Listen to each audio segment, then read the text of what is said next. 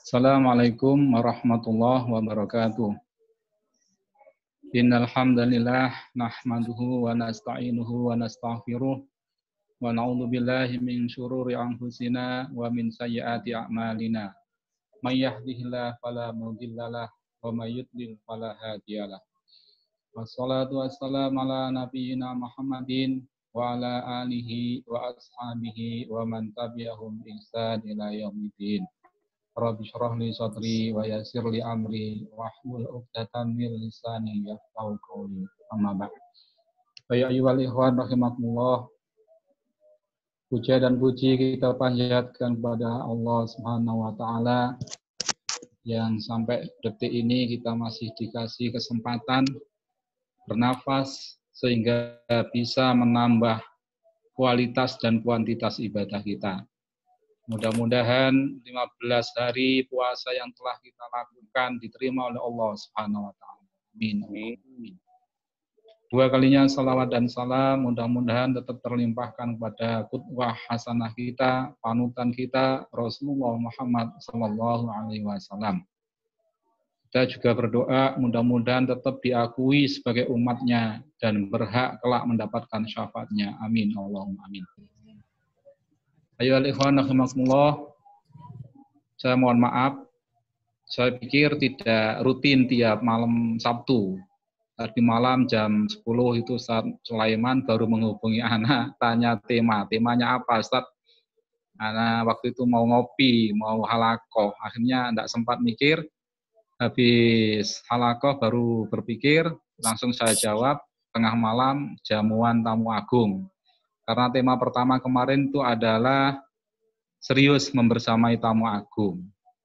Jadi filosofinya kita mau terima tamu itu kalau serius menerima maka nanti juga kita akan menyiapkan hidangan, menyiapkan jamuan dalam tanda petik ya, bukan jamuan ala-ala itu ya. Apalagi jamuan dipadukan dengan agung gitu ya, kayak miso agung dan sebagainya gitu ya. Nggak ada niat ke sana untuk apa ya, narik, enggak. Ya alami saja kita ambil tema, karena kemarin sekali lagi yang pertama itu serius menyambut tamu agung, kemudian ya harus menyiapkan jamuan yang bagus untuk tamu yang agung itu. Yang kita maksud tamu agung adalah Ramadan. Jadi begini, sebenarnya apa yang kita lakukan, yang ana maksud dengan jamuan itu adalah aktivitas ibadah yang kita persembahkan kepada Allah lewat tamunya, yaitu Ramadan. Itu sebenarnya biasa saja, karena udah kita lakukan tiap hari. Entah itu nanti berupa sholat, atau puasa, atau thalabul ilmi, atau dakwah, dan sebagainya. Nah, yang ana maksud itu, yang jamuan itu kita racik sedemikian rupa sehingga tamu agung itu senang dengan jamuan yang kita hidangkan. Nah, itu aja niat anak. Kita lanjut Ustaz, monggo Ustaz Ari langsung masuk ke PowerPoint berikutnya. Halo Ustaz Ari? Nah, sebelum ke jamuan, apa yang harus kita lakukan, nanti kita berpikir dulu bahwasanya keagungan Ramadan itu perlu kita ulang-ulang. Kita hadirkan dalam benak kita, sehingga itu nanti akan berefek terhadap apa yang kita lakukan. Karena menghadapi tamu agung, menghadapi tamu yang istimewa, maka apapun yang kita lakukan juga harus sangat istimewa. Nah, di antara keistimewaan Ramadan yang Anda tampilkan malam ini, sebagaimana ucapan Al-Imam Ibnul Jauzi rahimahullah, beliau pernah berkata, babadiru ikhwani syahrakum bi'afalil khair.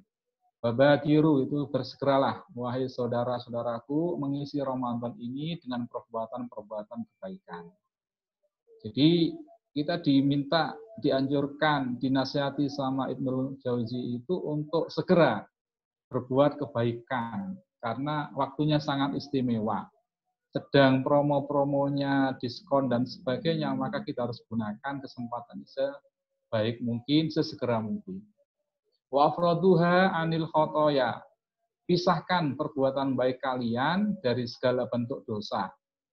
Jadi harus dipilah, harus dipisah. Kalau dulu-dulunya sebelum Ramadan itu habis berbuat ketaatan, kemudian maksiat, ini kita jangan sampai itu diulang lagi.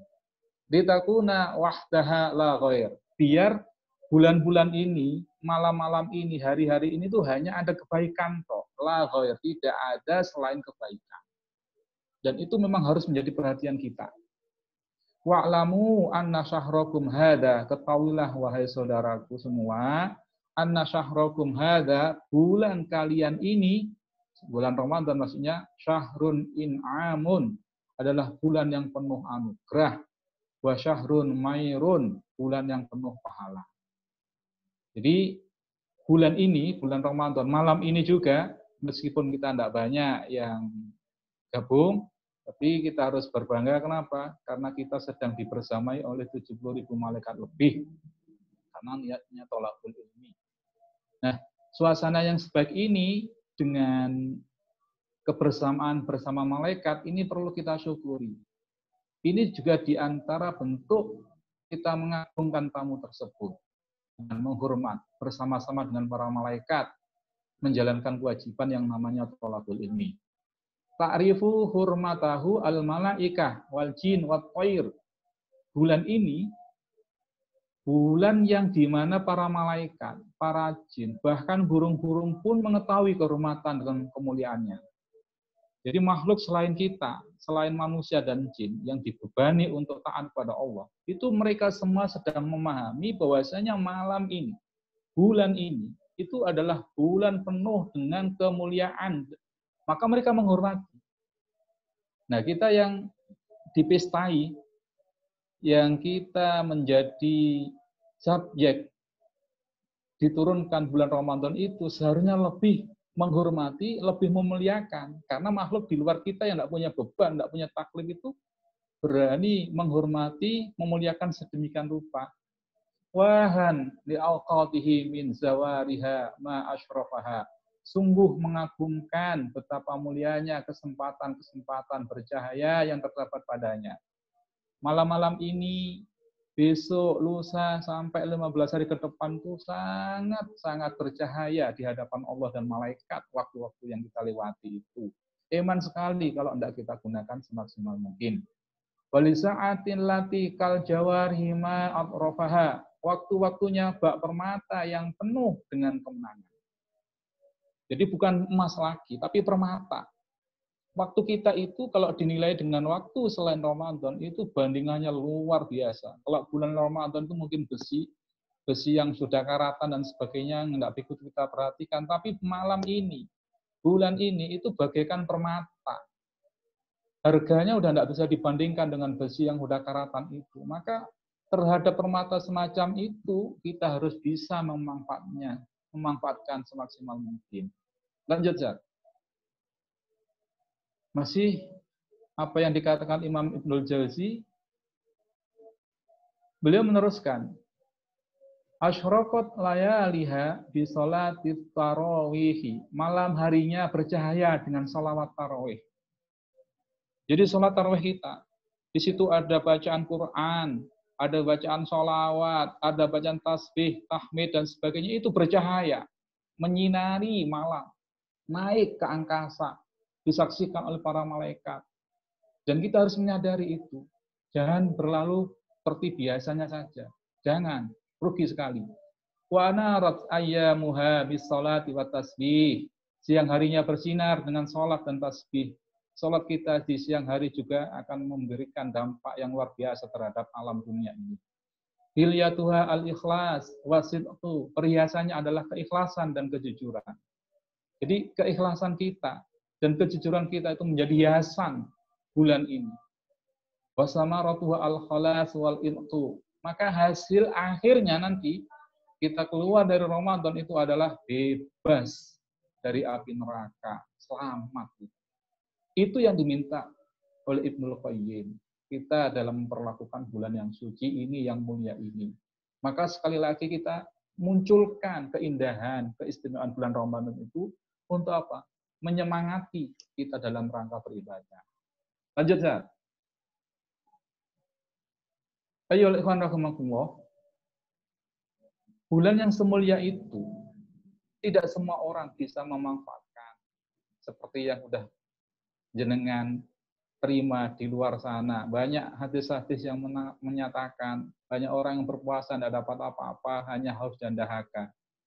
Maka di sini Ibnul Qayyim juga mengatakan dalam kitab Al-Wabilus Shayyib halaman 32 sampai 33. 33 mungkin. Saya kasih penekanan. Intinya apa yang disampaikan Ibnul Qayyim ini, kalau makanan itu bisa membatalkan puasa kita, puasa dohir kita, maka dosa itu nanti akan bisa membatalkan pahala puasa kita. Maka dalam berpuasa ini, kita harus hati-hati benar. Apa yang bisa membatalkan puasa kita secara dohir, makan, minum, kemudian lainnya, itu harus kita hindari. Ada yang lebih penting juga apa? Yaitu dosa. Jangan sampai anggota tubuh kita itu berbuat dosa. Sebab apa? Dosa yang kita lakukan di saat kita berpuasa itu nanti efeknya apa? Menggugurkan atau membatalkan pahala puasa kita. Padahal pahala itulah yang kita inginkan, yang kita harapkan dari beribadah puasa. Maka lebih jelasnya beliau menyatakan, orang yang berpuasa adalah orang yang anggota badannya berpuasa dari dosa-dosa. Lisannya berpuasa dari kedustaan. Naudzubillah, jangan sampai pernah kita sekata pun berkata dusta, kekejian, atau penipuan dengan niat mencari keuntungan dunia atau selamat. Jangan sampai. Kenapa? Karena itu tidak sebanding dengan pahala yang akan hilang dari unsur kedustaan kita. Perutnya juga berpuasa dari makanan dan minuman. Perut kita tahan belasan jam tidak makan. Kemaluan kita juga berpuasa, sehingga bila berbicara, dia tidak berbicara dengan sesuatu yang dapat menodai puasanya. Dan apabila berbuat, dia tidak berbuat sesuatu yang dapat merusak puasanya. Inilah tipologi orang sedang berpuasa. Ucapannya itu tidak akan menciderai puasanya. Karena puasa itu tameng, maka tameng itu tidak akan dilubangi dengan kebohongan, dengan kedustaan. Maka dia itu seperti bau yang dicium oleh orang yang sedang duduk bersama orang membawa parfum misk. Jadi Ibnul Qayyim menggambarkan orang yang berpuasa itu bagaikan orang yang duduk bersama orang yang membawa parfum misk, minyak wangi yang paling harum. Begitu pula orang yang duduk bersama orang berpuasa, dia akan mendapatkan manfaat dari duduk bersamanya itu. Kalau kita duduk sama orang yang membawa parfum harum, maka kita akan merasakan bau harum itu. Demikian pula orang yang berpuasa, itu akan membawa manfaat untuk dirinya dan juga orang yang ada di sekitarnya. Bukan malah merusak suasana, atau malah membuat pertengkaran, dosa dan sebagainya, tidak. Maka puasa adalah puasanya anggota badan dari dosa dan puasanya perut dari makanan dan minuman.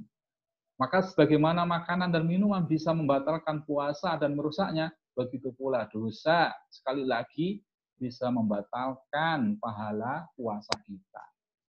Mungkin kita kalau puasa, tidak makan, tidak minum, puasa kita sah. Tapi kalau kita bohong, kita dusta, kita berkata jorok, kotor, dan sebagainya, pahala kita yang hilang. Puasanya tidak perlu ganti di luar Ramadan, tapi kita tidak dapat apa-apa dalam bahasa hadis itu. Kenapa? Karena sudah digugurkan pahalanya itu dengan dosa yang kita lakukan.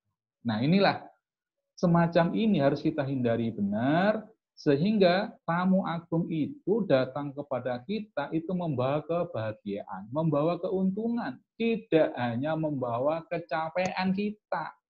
Maksudnya bagaimana? Tamu agung ini, mohon maaf, gara-gara tamu agung ini kita harus menyedikitkan tidur, kita harus baca Quran, dan sebagainya. Nah, tamu agung semacam itu yang sedikit merepotkan itu, kalau nanti pulangnya dia tidak membawakan sesuatu kebaikan pada kita hanya dapat capek dan sebagainya menyambutnya, ini yang rugi kita. Itulah yang tidak kita inginkan. Maka apa yang harus kita lakukan? Jamuan yang kita berikan kepada tamu agung itu harus terukur dan terstruktur. Inilah yang ana maksud jamuan tamu agung itu. Monggo Ustaz Tari, slide berikutnya. jamuan Ramadan. Lanjut ya. Nah, yang pertama adalah ikhlas. Ikhlas dalam beramal. Ini kunci utama. Sebab apa? Dengan keikhlasan nanti amal yang beratnya minta ampun itu akan menjadi ringan. Dan dengan keikhlasan, amal itu nanti akan membuahkan hasil. Maka Nabi bersabda, qala Allah tabaraka wa ta'ala, ana aghna syuraka ani syirk. Allah pernah berfirman lewat Rasulullah, ini namanya hadis qudsi. Ana aghna asyuraka. Saya kata Allah, itu tidak membutuhkan sekutu dalam perbuatan syirik. Barang siapa yang menyekutukanku dengan selainku, maka aku akan meninggalkannya, tidak menerima amalnya dan perbuatan syiriknya. Antum kalau menyiapkan makanan untuk dihidangkan tamu, tapi tidak ikhlas makanan itu untuk antum serahkan untuk tamu. Ya mungkin ada indikasi tidak ikhlas itu mungkin dengan muka yang masam, tidak serius dan sebagainya, maka tamu tidak akan makan. Ramadan pun tidak akan menerima amal perbuatan kita kalau kita tidak ikhlas. Ramadan itu adalah putusan Allah. Dia mengikuti aturan Allah. Dia tidak akan terima kalau apa yang kita hidangkan itu tidak ikhlas. Kenapa? Allah tidak butuh. Allah tidak butuh amal perbuatan kita kalau kita tidak ikhlas. Kita ikhlas pun sebenarnya itu bukan untuk Allah, tapi untuk diri kita sendiri. Maka sekali lagi kalau kita tidak ikhlas, itu tidak ada gunanya. Sia-sia. An-Nawawi mengatakan, amalan seorang yang berbuat riya, mengharap selain Allah, tidak ikhlas, itu adalah amalan batil, rusak, yang tidak berpahala apa-apa. Bahkan ia akan mendapatkan dosa. Antum perhatikan ini. Amalan yang tidak ikhlas, itu di samping rusak status amalnya itu, Allah tidak terima, itu juga berdosa kita. Kenapa? Melukai tamu. Antum menyiapkan makanan enak, sate di hadapan tamu, tapi antum ungkit-ungkit. Ini saya begini, begitu, gara-gara saman, gini-gini. Nah, ini apa yang terjadi? Tamu pasti akan marah. Ya, kalau tamunya orang biasa, tidak masalah. Ini tamunya adalah atasan kita. Apa yang terjadi? Bisa dipecat antum. Bisa dipecat kita nanti. Nah, sekali lagi, pentingnya ikhlas, ini inti. Semua tergantung niat kita. Kalau ikhlas, insya Allah akan ringan dalam berbuat, juga pahala pasti akan kita dapat. Ringkasnya saja, tanda ikhlas menurut Dunnun itu ada 3. Yang pertama, tidak ada bedanya orang itu dipuji atau tidak. Antum menerima tamu, antum dipuji makanannya enak atau tidak enak, antum biasa saja, nah itu berarti antum ikhlas. Yang kedua, tidak menghiraukan pandangan manusia atas amalnya. Manusia mau nilai kayak apa, tidak peduli. Kenapa? Karena amal itu kita persembahkan kepada Allah. Kita tidak butuh penilaian manusia. Dan yang ketiga, kita itu hanya mengharap pahala.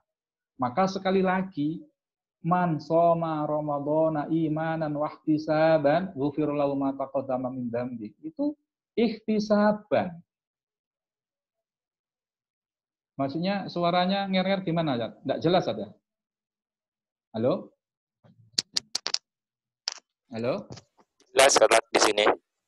Jelas? Jelas. Ada chat dari Ustaz Irfan? Suaranya tidak jelas itu, nger-nger gitu. Lanjut ya? Oke, lanjut. Oke, alhamdulillah katanya Ustaz Zakaria jelas. Jadi sekali lagi indikator kita itu ikhlas itu apa? Tidak ada bedanya kita dipuji atau tidak. Yang kedua, kita tidak menghiraukan pandangan manusia, mau dinilai kayak apa. Yang ketiga, kita berharap ada pahala di situ. Maka kita melakukan Ramadan ini, aktivitas Ramadan ini, itu semaksimal mungkin, tidak usah minta dinilai oleh siapapun, yakin bahwasanya itu ada pahala, dan nanti ditambahi ada khawatiran, tidak diterima. Jadi ada khauf wa roja, ada ketakutan amal kita tidak diterima, tapi juga ada roja, ada pengharapan, mudah-mudahan amal kita diterima. Yang pertama ini, jamuan yang harus kita persembahkan kepada tamu agung Ramadan adalah ikhlas. Sebab sekali lagi sebaik apapun kualitas makanan yang kita hidangkan, itu tidak akan bernilai di hadapan tamu kalau kita tidak ikhlas. Ini yang pertama. Kita tata kembali niat kita, Kalau memang 15 hari yang sudah lewat itu kita sedikit agak ada pujian manusia dan sebagainya, kita istighfari, kita tata kembali, mudah-mudahan 15 hari ke depan itu lebih baik lagi. Lanjut, Zat. Yang kedua, jamuan yang harus kita persembahkan kepada tamu agung itu adalah bertaubat kepada Allah Subhanahu wa taala. At-taubat al-i'tirafu wan nadamu wal iqla'u wal asmu ala alla yu'awidal insan ma qtarafahu. Yang dikatakan taubat adalah ia mengakui dosa-dosanya, menyesal, berhenti dan berusaha untuk tidak mengulangi perbuatan itu. Antum bisa rujuk di Fathul Bari 11-103 atau Al-Mu'jamul Wasit bab taubat.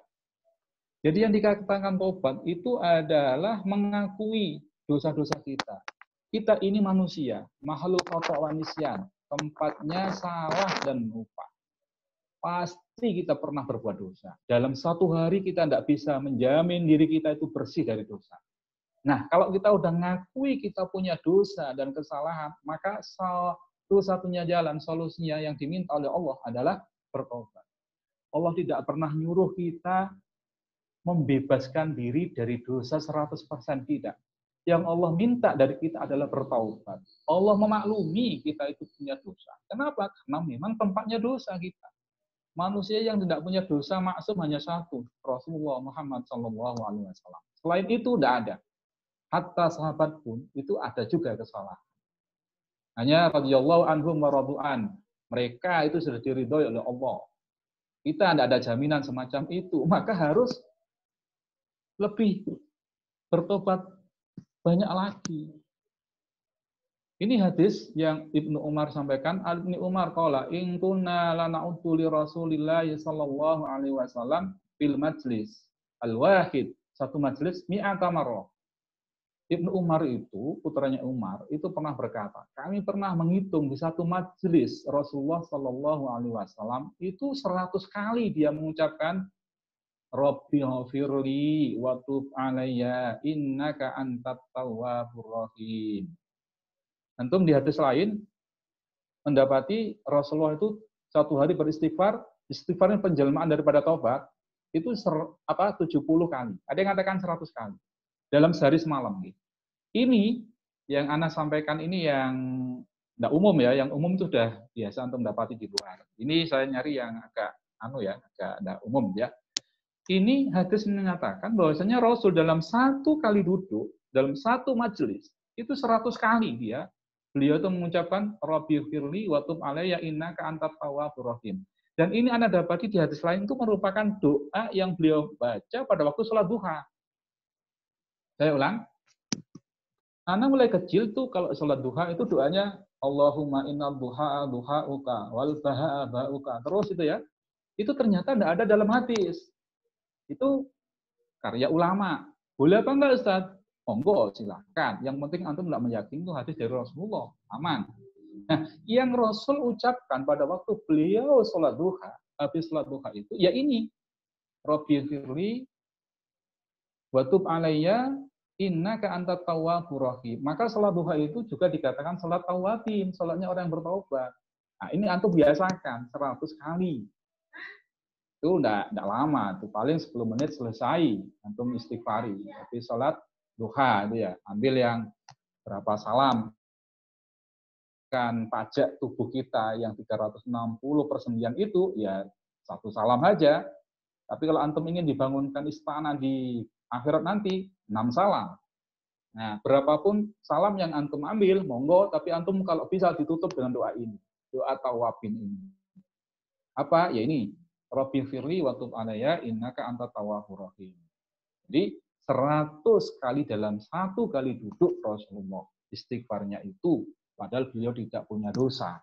Nah, itu mengajari umatnya, seharusnya lebih dari 100 kita dalam sehari. Berapa? Ya sebanyak mungkin kita. Kenapa?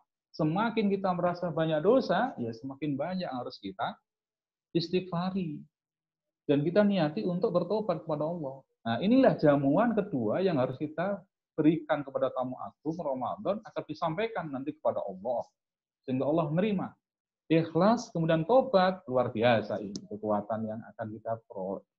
Lanjut ya. Yang ketiga, kita percepat saja waktunya, itu kita nanti banyak dialog aja. Yang ketiga itu puasa. Jadi Ramadan ini adalah bulan yang Allah khususkan umat Islam yang beriman terutama itu dikasih amanah, dikasih kewajiban apa? Puasa. Nah, puasa itu syarat wajibnya antum bisa perhatikan di situ. Ini secara umum ya, ada 3 ulama yang nanti tidak sampai 5 atau lebih 5 itu monggo enggak apa-apa. Tapi kita ambil yang umum aja. Itu yang pertama beragama Islam. Antum semua saya yakin Islam. Antum semua udah balik. Kita juga berakal sehat. Saya yakin yang gabung pada kita semua itu punya akal ya, dan akalnya sehat. Yang keempat, mampu menunaikan puasa. Kita bukan manula, kita juga bukan orang yang sakit berat, insya Allah. Yang ketiga, sudah tidak haid dan tidak nifas. Kita laki semua kan. Nah, kelima syarat ini tuh ada pada kita. Maka tidak ada alasan satupun kita tidak puasa.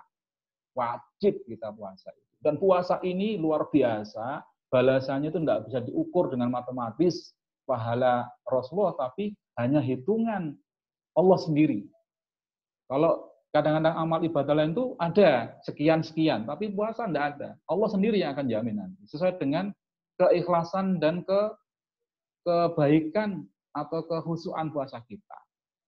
Antum kalau tidak ingin berpuasa, antum hilangkan syarat. Apakah antum belum balik dan sebagainya. Tidak mungkin. Antum kalau tidak beragama Islam kayaknya sulit. Antum kalau tidak balik lagi, mau balik lagi jadi anak kecil, ya tidak mungkin juga. Nah, mungkin yang ketiga ini apa? Berakal sehat. Antum hilang akalnya, antum gila. Berarti antum kalau ingin tidak bisa menjalankan kewajiban itu ya harus gila. Na'udzubillah. Berarti udah tidak ada alasan kita harus puasa. Nah, ini saya tampilkan tentang kisah sahabat Abu Umamah Al-Bahili. Kalau hadis tentang puasa udah banyak, pahalanya juga banyak. Ana nyampaikan yang nakutkan aja. Biar kita semangat puasanya apa? Nabi pernah Abu Umamah Al-Bahili pernah mendengar Rasulullah pernah bersabda, saat aku tidur, ceritanya Rasul sedang mimpi ya, aku didatangi oleh 2 orang, malaikat tentunya. Lalu 2 malaikat itu menarik lenganku dan membawaku gunung yang terjal, yang tinggi sekali. Nabi diminta, naiklah Muhammad gitu. Tapi Nabi mengatakan, aku tidak sanggup. Tapi malaikat itu mengatakan, akan kami bantu. Nah, singkat cerita, Nabi sehingga ada di puncak gunung itu, di puncak bukit itu. Nah, Rasulullah itu mendengar suara yang sangat keras gitu. Jeritan yang sangat mengharukan, yang sangat menakutkan. Maka Rasul bertanya, itu apa itu? Maka ternyata itu adalah jeritan orang-orang yang sedang disiksa di neraka, para penghuni neraka. Rasul kemudian melihat orang digantung di urat besarnya, di atas tumitnya itu. Jadi dibalik, kepalanya itu di bawah, tumitnya taruh di atas itu ya. Mulutnya mereka robek. Dan dari robekan mulut itu mengalir darah segar. Kemudian Abu Umamah bertanya, siapakah mereka itu ya Rasul? Kok mengerikan sekali. Digantung, terbalik. Mulutnya keluar darah segar, ngobek lagi dan sebagainya. Ceritanya sangat memilukan hati. Rasul menjawab, mereka adalah orang yang membatalkan puasa sebelum waktunya. Dia puasa tapi membatalkan. Tanpa udzur syar'i tentunya ya. Niatnya itu ya karena melanggar syarat dan sebagainya. Maka nanti resikonya begini. Itu 1 hari. Lah kalau dilakukan berhari-hari kayak apa nanti? Oh alam, tidak tahu kayak apa pengerian. Kita hanya dengar cerita semacam ini tuh hanya sedikit saja yang didekatkan pada otak kita, akal kita untuk memahami. Na'udzubillah. Jadi jangan pernah kita ada keinginan sedikit pun untuk tidak berpuasa. Kenapa? Karena jamuan puasa ini itu luar biasa. Sangat luar biasa. Iman sekali kalau tidak kita niati dengan ikhlas kepada Allah Subhanahu wa taala. Ini yang ketiga. Yang keempat, lanjut Ustaz. Salat maktubah. Salat maktubah, salat yang sudah ditentukan waktunya, maksudnya salat 5 kali. Dalam hadis disebutkan, Ra'sul amri al-Islam, pokok perkara adalah Islam. Wa umuduhu as-shalah, tiangnya adalah salat. Wa dirwatu sanamihi al-jihad. Kemudian puncak perkaranya adalah jihad. Ini yang harus kita perhatikan. Salat adalah umudul Islam. Tiangnya Islam, tiangnya agama itu adalah salat. Kalau salat sudah kita tinggalkan, maka apa yang terjadi? Hancur, roboh bangunan itu. Salat menjadi puncak daripada menjadi tiangnya, salat menjadi tiangnya agama. Sementara puncak daripada kebaikan itu adalah jihad. Mati syahid tentunya nanti. Jadi kebaikan puncak di dalam Islam itu adalah mati syahid. Mati syahid itu nanti perang. Kita sekarang tidak ada perang. Kenapa? Belum ada negara yang berhak menyuarakan jihad. Jadi tidak gampang. Nanti suruh jihad gini-gini antum jalan. Bukan mati syahid itu, tapi mati sangit. Sebab jihad itu boleh diumumkan, dikumandangkan itu orang yang punya hak. Siapa? Pemimpin tertinggi di dunia. Dan itu belum ada sekarang. Insya Allah tidak lama lagi akan ada. Nah, puncak itu adalah mati syahid. Di atas itu sudah tidak ada kebaikan lebih tinggi lagi. Nah, kita balik kepada sholat. Sholat maktubah pada waktu di luar Ramadan itu kita lakukan. Di sekarang ini juga tetap menjadi kewajiban. Dan itu jangan disepelekan. Semakin kita perbagus. Di hadis itu disampaikan, ada orang 60 tahun sholat tapi tidak terima sholatnya. Kenapa? Ya karena tidak khusyuk memperhatikan syarat rukunnya. Dia cepat sholatnya itu kayak di bahasa apa ya, seperti ayam sedang mematok apa itu. Kita tidak boleh itu. Maka di Ramadan ini kita konsentrasi benar, kita sedang puasa, sholat kita juga harus bagus. Kenapa? Karena ini hidangan yang kita berikan kepada tamu agung. Disampaikan kepada Allah nanti. Kenapa? Karena sholat itu amali as-sholat. Di hadis lain, redaksinya beda dengan yang kita bawakan ini. Awal pertama kali amalan manusia yang dihisab dan yang dihitung sama Allah itu adalah sholat. Kalau sholatnya itu beres, fa'in sholahat, jika bagus, faqad laha wa anjaha, maka dia telah beruntung dan sukses dia. Najah itu sukses. Wa in fasadat, jika sholat kita rusak, faqad khaba wa khasara, maka sungguh rusak, rugi kita itu. Fa in taqasa min faridatin, jika sholat fardunya yang maktubah ini kurang, sayun sesuatu, qala rabb tabaraka ta'ala, Allah berfirman, unduru hal li abdi minta tahu. Lihat, malaikat lihat, apakah sholatnya hamba itu ada sholat sunnahnya apa enggak? Nah, kalau ada, maka bayuk malu biha mang taqadha minal fariidhah. Sholat sunnahnya ini, tatawunya ini nanti akan ditambahkan kepada sholat fardu yang kurang sempurna itu. Maka nanti hidangan berikutnya nanti itu ada sholat nawafil, ada sholat-sholat sunnah yang menyertai dari al-maktubah ini. Maka kita mohon maaf, sholat 5 kali itu harus kita jaga. Kita bukan makomnya lagi meninggalkan. Maka yang harus kita tambahi adalah apa? Nawafilnya, rawatibnya. Sebelum atau sesudah sholat yang mengiringi 5 waktu itu, kita usahakan benar itu. Terutama yang 12 rakaat itu. Jaminannya surga itu. Jaga-jaga yang pertama, sholat fardu kita itu kurang sempurna, maka nanti akan diambilkan dari sholat sunnah itu. Nah, kelanjutan hadis itu demikian, amal yang lain. Jadi antum puasa, nanti Ramadan sudah penuh 30 atau 29 hari ya, nanti antum ikuti, kita ikuti dengan Syawal. Kenapa? Biar sempurna. Gitu. Jadi tidak ada yang sia-sia, semua didesain sama Allah itu dalam rangka untuk menyempurnakan agar kita kembali kepada Allah itu tidak membawa dosa. Kalau terpaksa membawa dosa itu sedikit sekali.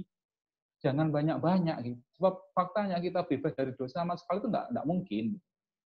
Maka bahasa saya, kita masuk surga itu rahmat Allah ya, tentunya memang dari rahmat Allah. Tapi Allah nanti akan menentukan kita itu di surga tingkat berapa itu ya dari hitungan pahala kita. Nah, Nabi Adam tanpa ada pahala itu sudah bisa masuk surga. Tapi kemudian dia punya dosa sedikit saja, maka dia harus turun dari surga. Maka kalau manusia sekarang, dia datang kepada Allah Ta'ala, tidak membawa pahala, tidak membawa dosa juga, artinya impas. 0-0, itu dia sudah masuk surga. Nah, yang susah ini kan kita datang, dosa kita lebih banyak daripada pahala. Nah, ini yang susah. Maka kita tambahi dengan amalan sunnah itu. Jadi hidangan yang keempat ini meskipun udah biasa kita lakukan, kita yang umur 30, 40, 50 kan udah tiap hari. Seharusnya udah profesional bener kan? Bahkan bukan profesional, di atas profesional apa? Expert kita. Sudah pakarnya kita. Nah, semakin pakar kita kan semakin bagus seharusnya sholat kita itu. Jangan merasa capek, puasa dan sebagainya. Dan sholat kita yang 5 waktu itu tidak produktif, tidak bagus kualitasnya, ya jangan. Kenapa? Karena ini nanti akan dinilai. Ini tidak lebih rendah daripada ibadah yang lain, tidak. Sama, tetap akan dianggap sebagai kewajiban juga. Ini yang keempat. Hidangan yang keempat. Dan yang kelima, lanjut, Zat. Itu dakwah. Nah, yang sering kita lupakan itu adalah dakwah. Dakwah ini kewajiban. Tapi kewajiban yang tidak terikat dengan waktu. Kalau sholat, itu jelas waktunya. Mu'akkad. Kalau puasa, jelas waktunya Ramadan. Mu'akkad, ada waktunya. Tapi dakwah ini tidak terikat dengan waktu. Tapi menjadi kewajiban. Dakwah ini ada dakwah individu.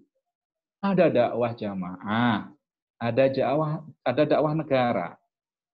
Yang punya kewajiban mengislamkan orang di luar kita, itu bukan kita individu, tapi negara. Dengan dakwah dan jihad itu nanti. Maka kita tidak perlu membahas itu. Yang membebani diri kita itu adalah dakwah individu. Antum, ana tiap hari itu dituntut untuk dakwah. Ya, namanya dakwah itu mengajak kebaikan. Ya, entah kepada keluarga, entah kepada tetangga, entah kepada rekan dan sebagainya, harus dilakukan. Nah, ada lagi yang namanya dakwah jamaah ini. Nah, antum itu wajib bergabung dengan sebuah jamaah. Jamaah apa? Anda tidak menentukan. Antum pilih banyak jamaah di dunia ini. Ya tentu jamaah yang benar, bukan jamaah yang di situ nanti akan ngolok-ngolok umat Islam lain, memecah belah dan sebagainya. Monggo, saya ulang, dakwah itu ada 3, dakwah individu, dakwah jamaah, dakwah negara. Yang dakwah negara itu bukan wilayah kita. Maka yang wilayah kita individu sama jamaah. Nanti kalau kita tidak berdakwah, nah ini hadisnya. Walladzi nafsi biyadihi. Demi zat yang jiwaku ada di tangan. Maksudnya demi Allah, ta'muruna bil ma'ruf, kalian tuh harus menyeru kepada kebaikan. Wala tanhauna 'anil munkar, antau mencegah kemungkaran, kemaksiatan. Ini urgensi dari dakwah, menyuruh kebaikan atau mencegah kemungkaran. Kalau enggak, opsi enggak mau dakwah, la yushikanallahu yab'atsu 'alaikum iqaban minhu. Kalau enggak, Allah akan mutus yang namanya apa? Azab dari sisinya. Tsumatan kemudian kamu berdoa fala yastajibu lakum. Kemudian doa kalian tidak diterima. Ya, kalau secara jamaah semacam ini, mungkin kita sekarang dikasih azab yang namanya corona dan sebagainya. Ini mungkin, mohon maaf, mungkin dakwah tidak dilakukan secara 100%, tidak maksimal. Kemudian apa yang terjadi? Kita doa tiap hari. Tiap Jumat kita kunut, bahkan di sebagian tempat wilayah anak itu, kunut tiap sholat fardu. Tapi apa yang terjadi? Sampai hari ini, angka-angka yang ada di data resmi, itu nambah terus. Apalagi tidak resmi. Luar biasa ini. Ini kenapa? Karena dakwah tidak maksimal. Allah timpakan yang namanya musibah. Musibah itu menimpa umat Islam. Tapi kalau orang kafir, orang yang tidak beriman, mungkin azab itu. Bahasanya di sini kalau kita tidak mau berdakwah, maka akan dikasih azab itu. Karena kita berbuat maksiat. Na'udzubillah. Doa kita tidak akan diterima. Doa orang yang baik juga tidak akan diterima.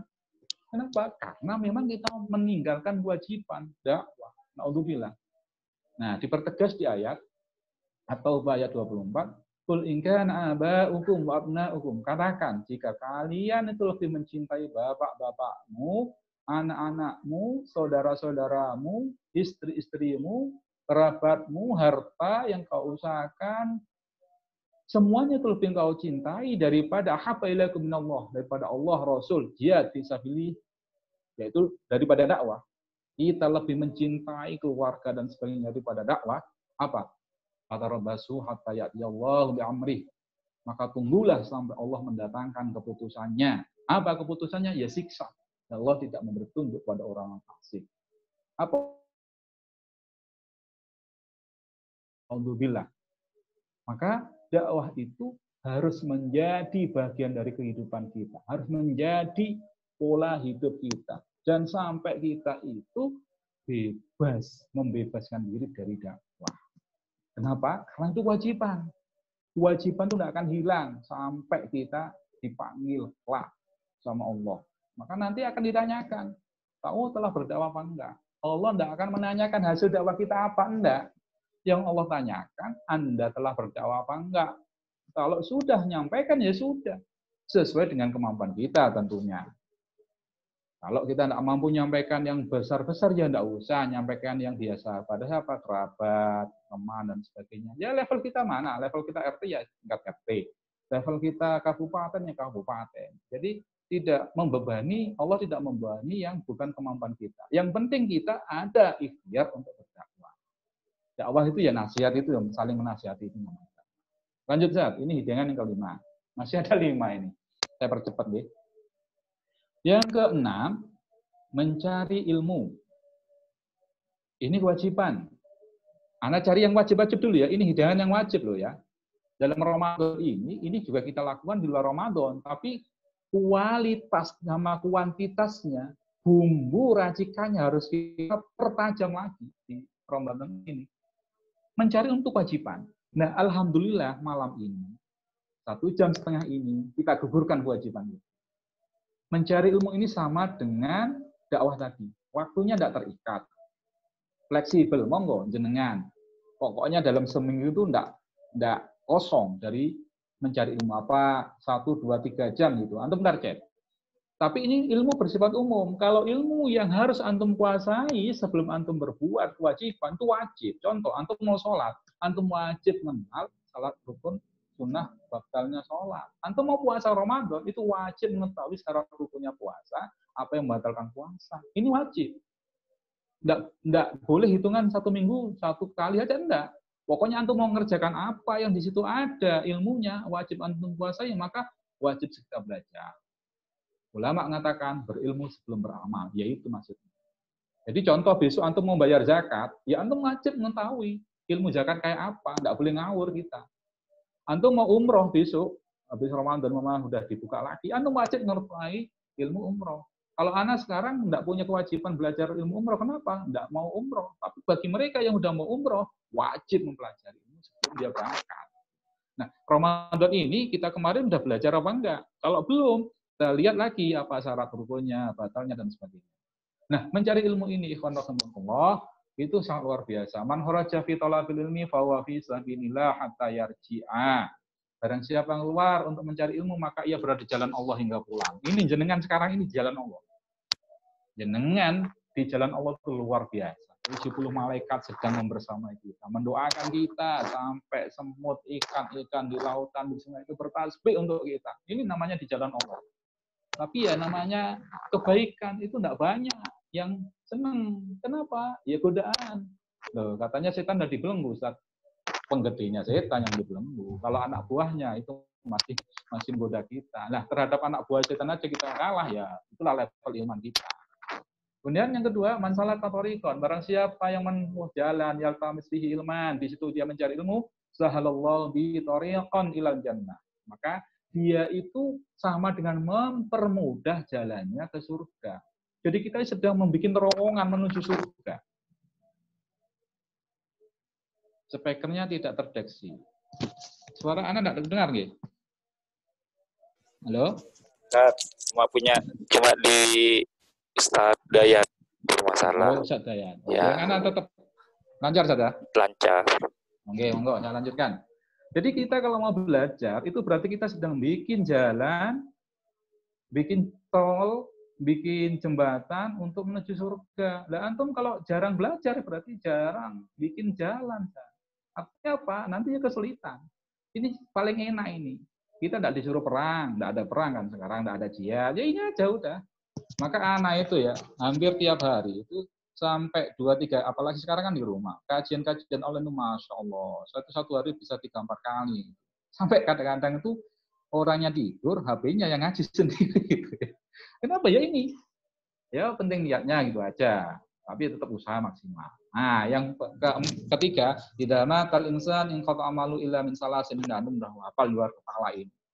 Kalau kita udah mati kelak, ada tiga ini yang tidak akan putus. Apa? Sedekah jariyah, ilmu yang bermanfaat, awalatin sholihin yatluha. Nah, ilmu yang tafau ini, ilmu yang bermanfaat itu kayak saya ini dapat dari guru, tak sampaikan ke antum, insya Allah bermanfaat. Kayak antum, andai kata tidak bisa menyampaikan pada orang lain, tapi antum amalkan. Oh, ternyata kemarin saya kurang ikhlas. Setelah dapat kajian sekarang ini harus ikhlas. Antum gunakan. Ini manfaat. Dan ini ngefek. Terus. Nyaman kan kita kalau enggak menyiapkan bekal. Kenapa? Karena itu nanti akan terus-terusan itu akan kita dapatkan. Yang berikutnya, mayuritillahu bi khairan yufaqihu fiddin.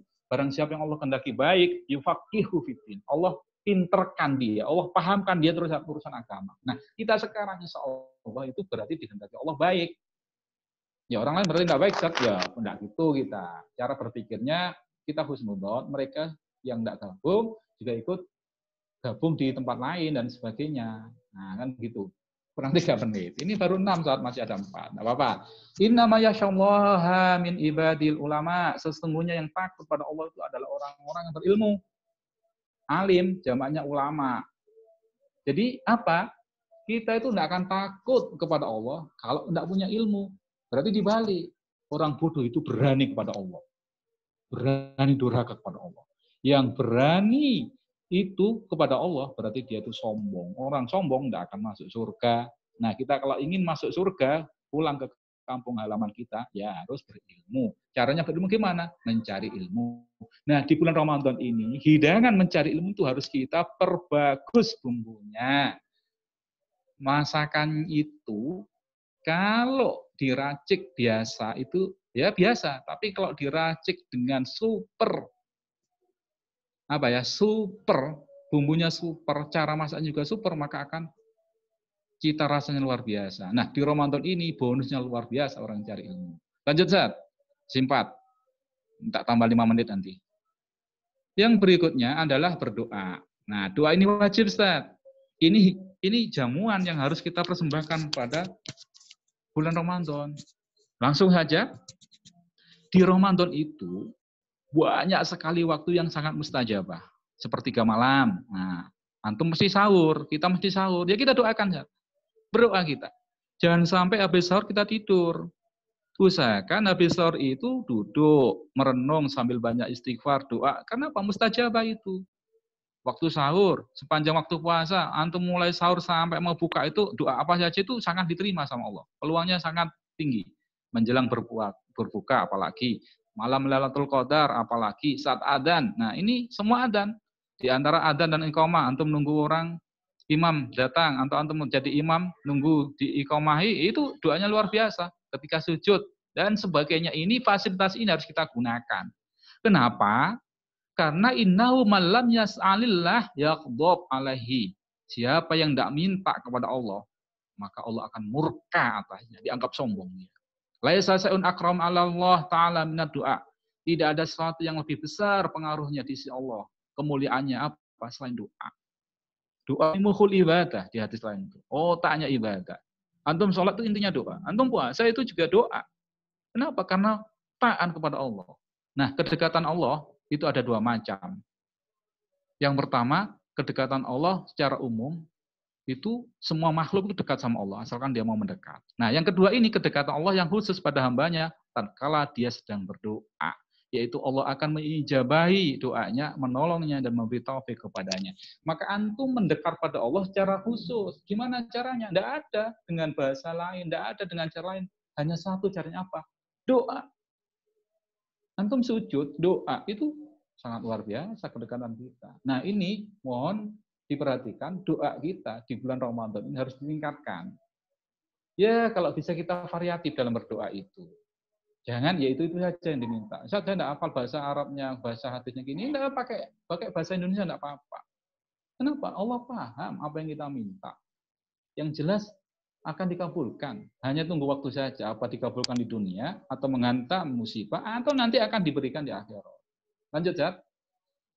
Yang ke-8, membaca Al-Quran. Nah ini, Zat, membaca Al-Quran. Dari Abdullah Ibnu Amr, Nabi bersabda, Iqra'ul Quran fi syahrin qultu inni ajidu quwwatan hatta qala faqra'u fi sab'i wala tazid ala dzalik. Bacalah khatamkan Quran dalam sebulan. Nah, antum punya target. 1 Ramadan ini wajib khatam Quran. Harus begitu pada diri kita sendiri. Nah, ini ada sahabat yang ngomong pada Rasul, ya Rasul, aku sanggup lebih dari itu. Maka Nabi mengatakan, jangan kau khatamkan lebih dari 7 hari. Berarti idealnya kita Ramadan itu khatam 4 kali. Nah, bisa apa enggak kita? Target. 1 juz itu isinya 20 halaman atau 10 lembar. Berarti kalau kita bikin rata-rata, 1 kali sholat 5 waktu, 1 kali sholat fardu itu antum baca 2 lembar. 1 hari khatam itu 1 juz. Berarti 1 bulan 1 kali khatam Quran. Kalau ingin 2 kali, berarti setiap habis sholat fardu itu antum baca 4 lembar. Itu terus, kalau bisa. Kalau tidak bisa begitu, saat itu ruwet dan sebagainya, tidak apa-apa. Antum target saja. Pokoknya dalam 1 hari saya harus 1 atau 2 juz. Ana rata-rata membaca standar itu ya, itu 1 juz itu setengah jam. Berarti 1 jam itu 2 juz. Maka ulama dahulu itu wajar kalau Imam Syafi'i itu 1 hari khatam 1 kali. Selama Ramadan khatam 30 kali. Wajar, kenapa? Waktu mereka itu lebih barokah dibandingkan waktu kita. Nah, disitulah kita harus pandai mengatur. Sebenarnya tidak ada yang sulit kalau kita mau ngatur. Nah, dari sini, kebanyakan ulama berpendapat bahwa tidak ada batasan hari dalam menghatamkan Al-Quran. Semuanya tergantung pada semangat dan kekuatan masing-masing. Itu Imam Nawawi ya dalam Fathul Bari. Maka sekali lagi, rumus yang pertama, 1 bulan 1 kali kata Rasulullah di awal. Kalau boleh, nambah ya 4 kali dalam 1 Ramadan. Nah, Abu Sa'id Al-Khudri ditanya firman Allah, "Faqra'u ma tayassara minal Qur'an." Maka beliau menjawab, "Ya betul, bacalah walau hanya 5 ayat." Nah, ini kelas kita yang paling rendah, itu 5 ayat. Jangan sampai antum dalam 1 hari itu tidak baca Quran sama sekali. Standar minimalis seorang mukmin kalau mengikuti Rasulullah dan sahabatnya itu 5 ayat. Faqra'u ma tayassara itu. Jangan kurang. Jangan pernah abaikan mushaf itu. Ini yang ideal ya itu tadi. Tiap minggu khatam. Bisa, insya Allah bisa kalau kita ada kemauan. Lanjut, Zat. Yang ke-9, Qiyamul Lail. Mohon maaf nanti ya kalau umpama tidak jelas, kenapa? Bicara waktu ini ya. Yang ke-9 yang harus kita hidangkan pada Ramadan itu Qiyamul Lail. Qiyamul Lail sama salat malam itu beda, ikhwan rahimakumullah.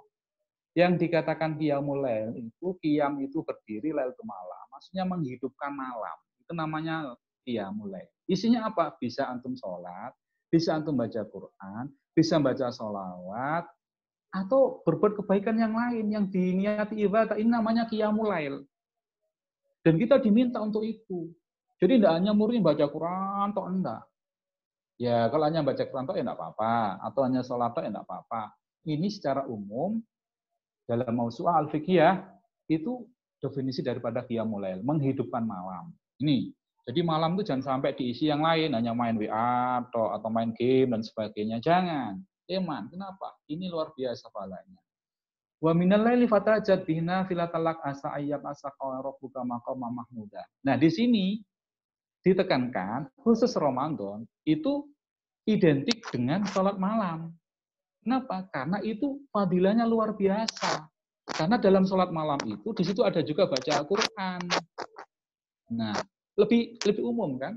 Maka sekali lagi Qiyamul Lail itu bisa isinya apa saja selain baca Quran, selain sholat dan sebagainya. Tapi kalau sholat malam itu membaca Quran di dalam sholat. Dan harus kita pahami, membaca Quran dalam sholat itu pahalanya lebih besar daripada membaca Quran di luar sholat.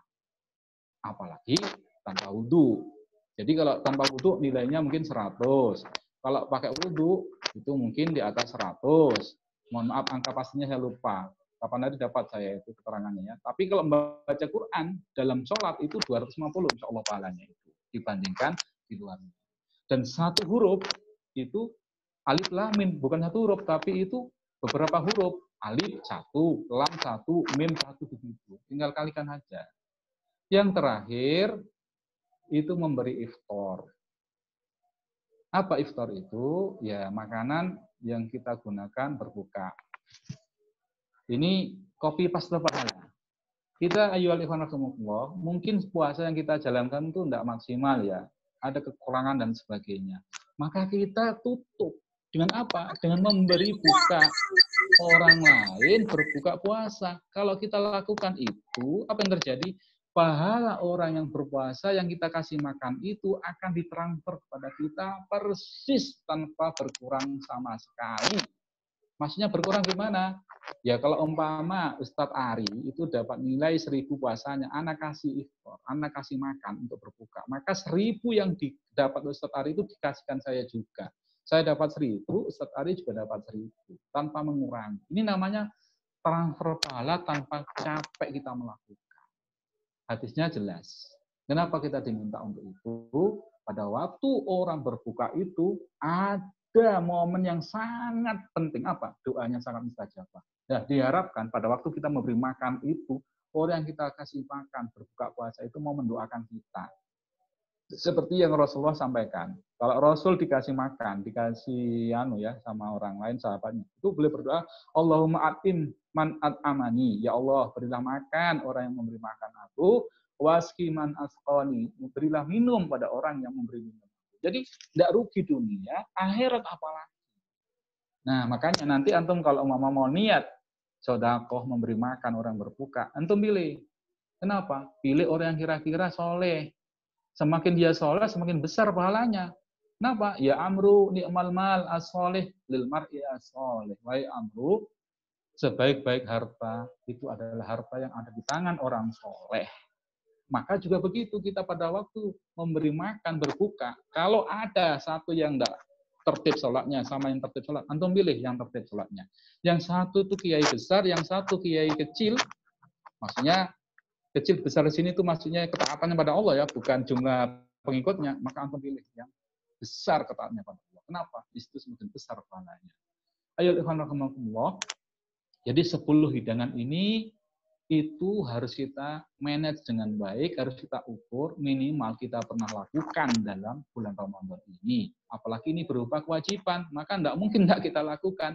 Hanya pertanyaannya, sekali lagi, diramu, diracik, dimasak dengan ikhlas, dengan bumbu yang bagus, sehingga Allah terima lewat Ramadan itu. Sehingga Ramadan nanti pulang, meninggalkan kita, tamu agung itu pulang, kita pun membawa kepuasan berupa kebaikan pahala. Itu yang kita harapkan. Mudah-mudahan apa yang Anda sampaikan bisa diterima. Mohon maaf jika ada kekurangan, terbatasan waktu. Wa akhiran, assalamualaikum warahmatullahi wabarakatuh. Waalaikumsalam warahmatullahi wabarakatuh. Syukur kasih atas pemaparan materi yang bagus. Kemudian ada 10, kalau catatan saya ada 10 yang harus dilakukan bagi kita dalam jamuan tamu agung ini. Jadi monggo dari teman-teman sekalian yang dirahmati Allah, kalau ada pertanyaan bisa melalui chat langsung atau bisa via langsung atau bicara langsung dengan menekan raise hand yang di sebelah kanan titik 3 itu, kemudian klik ada raise hand biasanya. Monggo.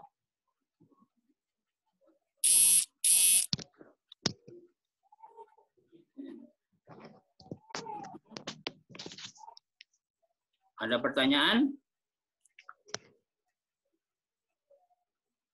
Ini Ustadz Ahmadi baru gabung ini. Dihidupkan semua aja ya. Monggo Ustadz Ahmadi. Dihidupkan semua aja, Ustaz. Di-unmute semua aja, Ustaz. Itu, Ustaz Muslim Arifin tuh, dada tuh. Ustaz Muslim Arifin tuh dada tuh, Ustaz. Ya, Ustaz. Ya, monggo, Ustaz. Oke, monggo. Di anu aja, Ustaz. Dibuka semua, di-unmute semua.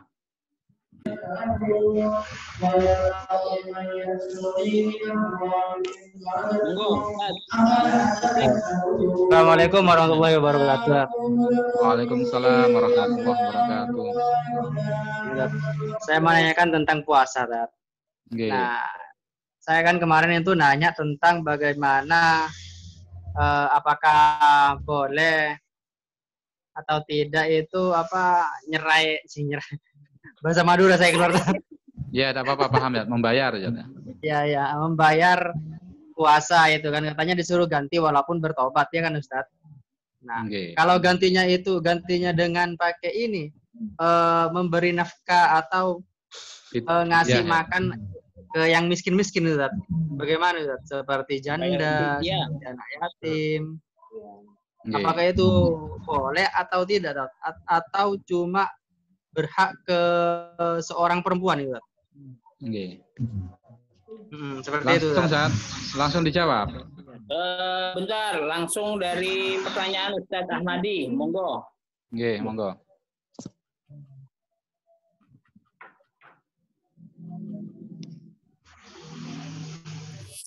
Ahmadi mau nanya? Belum. Wah.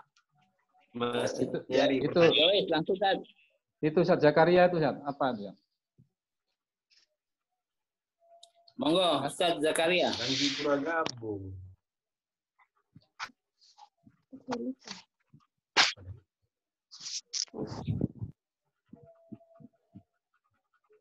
Ustadz Zakaria Ustadz, apa itu?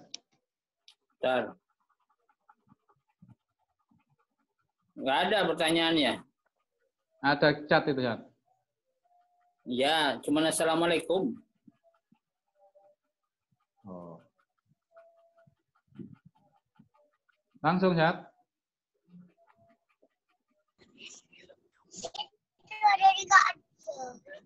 Dijawab, Zat.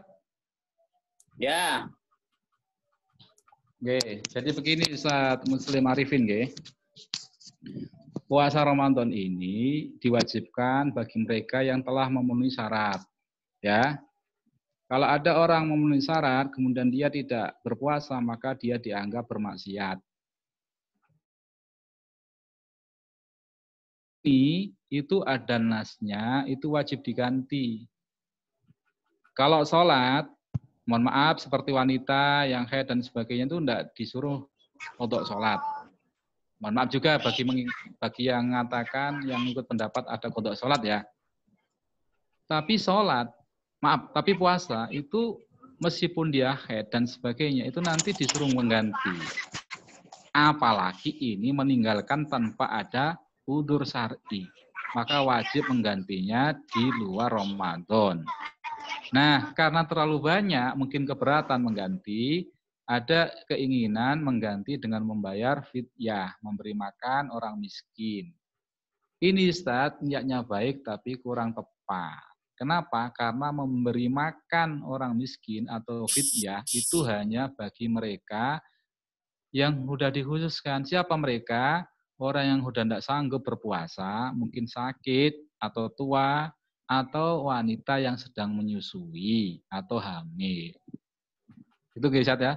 Jadi kalau dipertegas, orang meninggalkan puasa tanpa udzur syar'i selain orang tua atau tidak sanggup berpuasa permanen atau yang hamil menyusui itu, maka tidak boleh diganti dengan fidyah atau memberi makan orang miskin. Itu Ustaz Muslim. Baik. Ini ada pertanyaan dari Ustadz Zakaria. Monggo ya. Mau tanya agak di luar konteks yang dijelaskan masalah sholat witir pelaksanaannya 2 salam terus 1 salam apa 3 salam? Oke.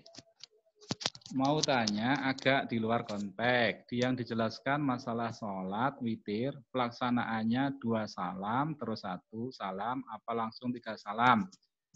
Witir, Zat. Namanya witir itu ganjil. 1, 3, 5, 7, 9 itu namanya witir. Antum boleh lakukan 2 salam, baru 1 salam. Atau langsung 3 salam. Atau langsung 5 salam juga boleh. 4 dulu, baru 1. Itu antum kalau baca nanti, Zat, itu banyak caranya, Zat. Bukan hanya 2, 3, tapi bisa puluhan cara, Zat. Jadi pertanyaan antum itu dua-duanya boleh, Zat. Antum witir 3 rakaat ya, 2 rakaat salam, ditambah 1 boleh. Atau langsung 3 rakaat tanpa tahiyat, Zat ya. Kalau 3 langsung, itu juga boleh. Nah, kapan-kapan kita sampaikan, sholat malamnya Rasulullah, atau sholat tarawih, kalau sholat malamnya Rasulullah itu kan udah gambarannya itu enggak lebih dari 11 atau 13 itu kan. Dan caranya ada yang 2-2-2, 1, ada yang 2, 4-4, 3, dan sebagainya. Itu banyak, Zat, kalau sholat tarawih itu, Zat. Bisa sampai belasan tuh, Zat. Kebetulan saya sedang nulis itu, Zat. Belasan caranya.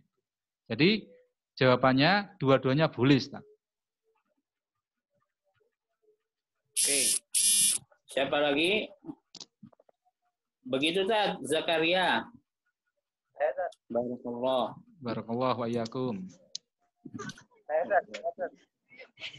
Siapa? Rahmat. Jayat. Monggo langsung.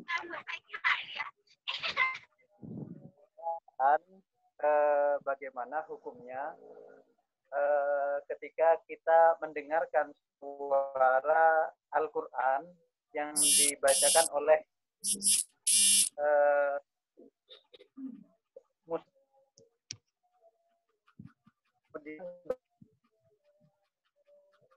Halo, enggak dengar ya?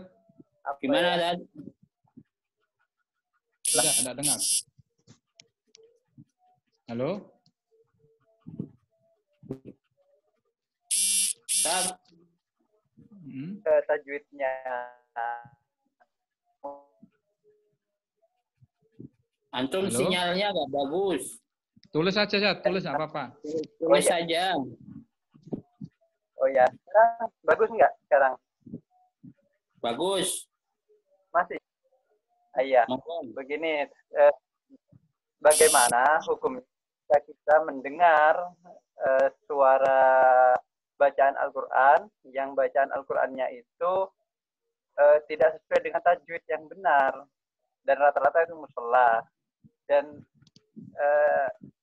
saya nggak punya nggak punya kemampuan, nggak punya wilayah kemampuan untuk merubahnya. Dulu pernah, sekarang kan sudah diusir gitu. Okay. Dan status saya gimana nih? Karena dulu sudah pernah usaha tapi ya gagal lah. Gitu. Okay. Karena ada orang-orang yang tidak suka. Okay. Okay. Jadi intinya begini, Ustaz. Langsung, Ustaz ya? Ya. Okay. Kalau Quran dibacakan, kita itu diwajibkan untuk mendengarkan dengan harapan agar mendapatkan rahmah.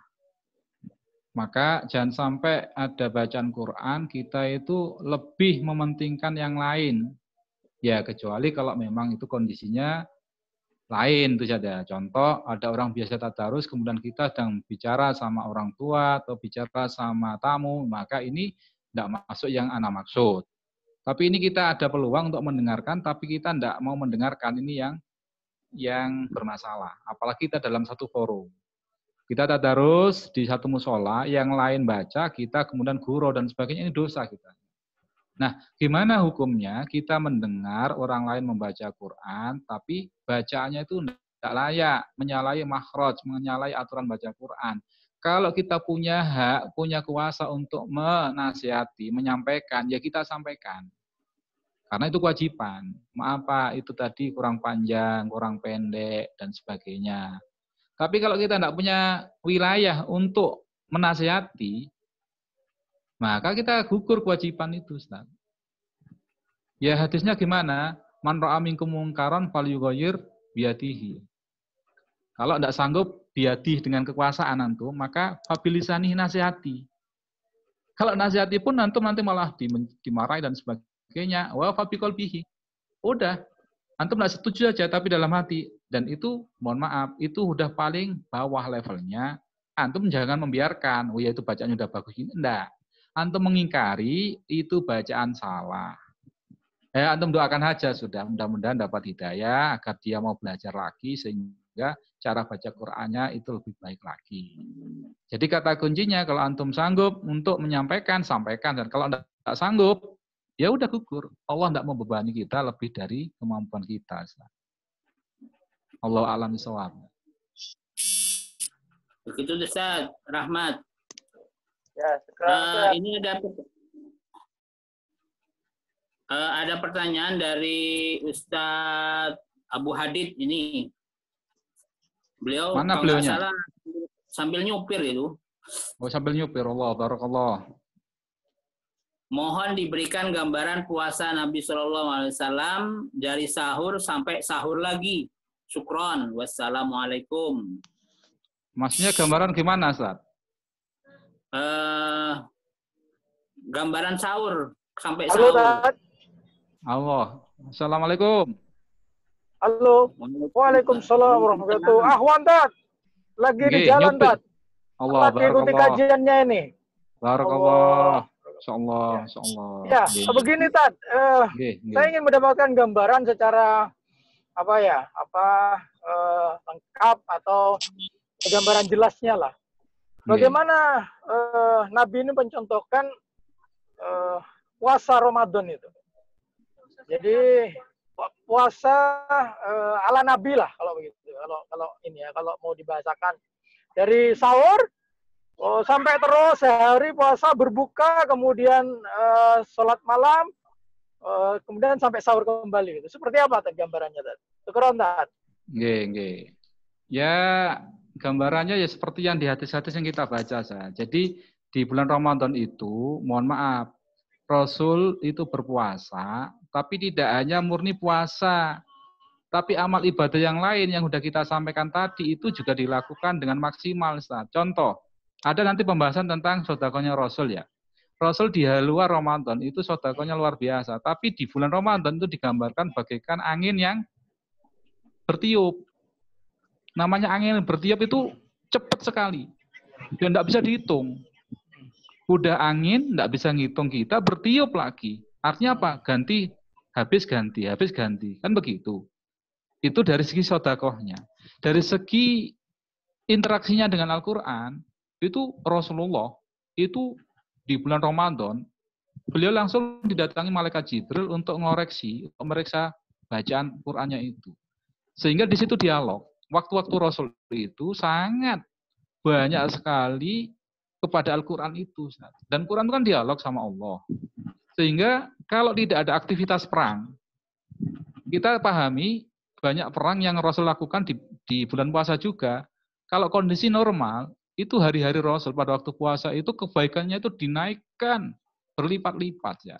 Dari segi kualitas maupun kuantitasnya. Gambarnya itu tadi, kalau sedekah Rasul itu sangat dermawan di luar Ramadan, maka di bulan Ramadan itu melebihi angin kecepatannya. Habis sedekah. Ada barang, ada harta disedekahkan. Seperti dengan pernah pahami, dapati, Rasul pernah ngimami sholat, kemudian habis salam langsung buru-buru ke kamar beliau itu kan kenapa? Karena masih ada barang yang belum disampaikan kepada yang berhak. Ini Rasulullah. Tapi kita tidak bisa nyontoh. Ya. Kenapa? Kehidupan Islam zaman Rasul itu memang Islam jalan. Hak-hak orang yang tidak punya itu akan ditanggung. Gitu. Kalau sekarang, mohon maaf, kita di rumah tidak ada beras, siapa yang menanggung? Kapan hari kita baca berita, ada tetangga yang meninggal, kelaparan, tetangganya aja tidak paham. Gitu loh. Kenapa? Karena tidak ada yang bertanggung jawab. Kalau kehidupan Islam dipakai, indah sekali. Orang berpuasa itu suasana tidak seperti kita. Orang berpuasa di zaman Rasul itu tidak ada orang lawan jenis itu yang menampakkan aurat. Tidak ada. Sekarang kita keluar, sulit untuk mendapatkan perlindungan dari dosa mata itu. Kenapa? Karena maksiat ada di mana-mana. Jadi kalau antum minta gambaran secara detail, ibadah Rasul yang kita pahami sehari-hari itu, mohon maaf ya, kayak salat malamnya Rasul itu 1 rakaat itu 4 juz. Antum bayangkan 1 juz itu berapa lembar, Ustaz? 1 juz itu 10 lembar. 1 juz 10 lembar. Nggih, berarti kalau 4 juz 40 lembar, itu 1 rakaat, Ustaz. Sehingga kaki beliau bengkak. Subhanallah. Nggih, makanya kemudian tidur, bangun lagi, Aisyah tanya, "Ya Rasul, apakah engkau tidak tidur?" Saya kelihatan tidur, tapi hati saya tidak tidur. Dia sholat lagi. Gitu loh, Ustaz. Jadi waktunya itu sedikit sekali dipakai untuk istirahat tidur, apalagi yang sia-sia, Ustaz. Maka kita desain dalam 24 jam. Insya Allah kapan kita bahas puasa Rasul 24 jam ya. Bagaimana kita berinteraksi dalam 24 jam di bulan Ramadan ini. Kalau memang minggu depan masih ada, insya Allah kita bahas itu. Mungkin itu saja gambaran sepintas yang hanya bisa saya tangkap dari sholat sama dari. Baik. Monggo, masih ada 3 menit. Masih ada pertanyaan?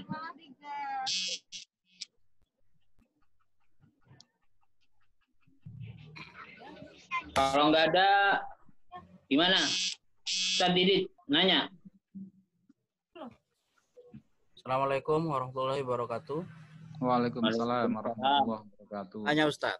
Nggih, monggo. Kalau niat puasa di bulan Ramadan itu diucapkannya apa setelah sholat taraweh atau di saat sahur?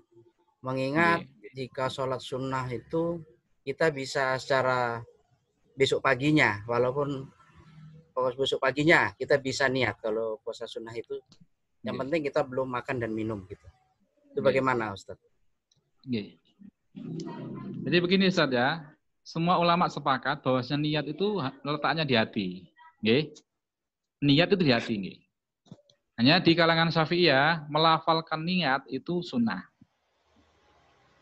Jadi mohon maaf kalau ada yang ngikuti habis tarweh, nawaitu shauma ghatin an anta ifardus sahri, itu nggih, enggak apa-apa. Niat mulai maghrib sampai nanti fajar mau imsak, mau subuh ya itu enggak apa-apa.